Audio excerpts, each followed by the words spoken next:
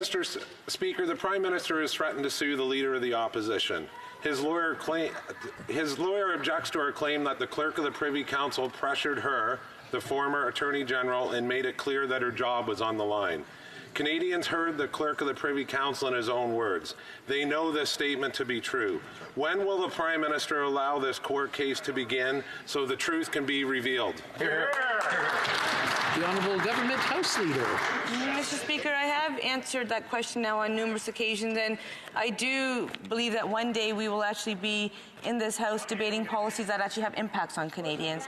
And so I can actually share that when it comes to our plan, we have seen 950,000 jobs created by Canadians. We know that over 800,000 children have been lifted out of poverty. We know almost 300,000 children have been lifted out of poverty because of Canada Child tax-free benefit, measures that the Conservatives continue to vote against. We know that the Conservatives have no plan for the environment. We know the Conservatives have no plan for the environment. The only plan they have is to mislead Canadians, and that really shouldn't be the competition. Thank you, Mr. Speaker.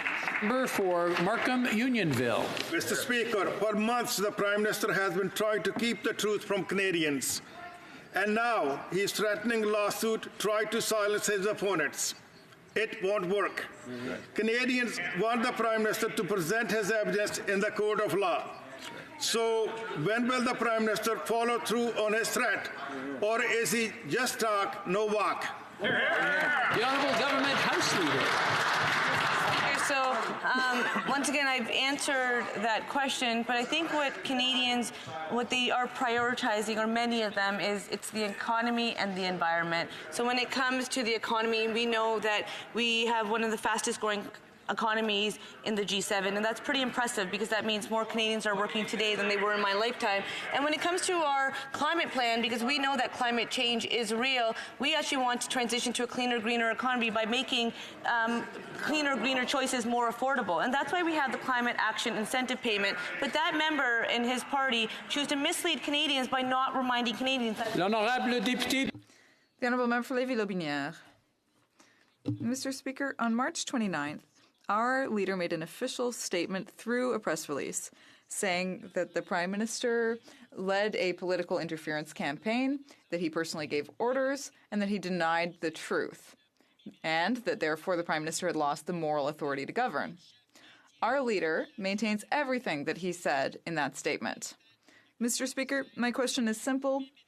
Will the Prime Minister finally show some courage and do what he said he would do, and commence proceedings so that we can hear the whole truth before the courts? The Honourable Government House Leader. Mr. Speaker, the member across the way knows well that I've already answered this question. And instead of asking the same question again, I would encourage the member to focus on policies. Policies which will have a real impact on Canadians. The Conservatives are doing everything they can to block a budget that includes important measures for Canadians, such as lower interest rates for student loans, so that Canadians can keep more of their money and more help for first-time homebuyers. For Saskatoon Grasswood. Well, thank you, Mr. Speaker. It's becoming abundantly clear that the thing the Prime Minister fears most is telling the truth. Yes, in open court, he can't shut down the hearings, and he can't threaten the witnesses.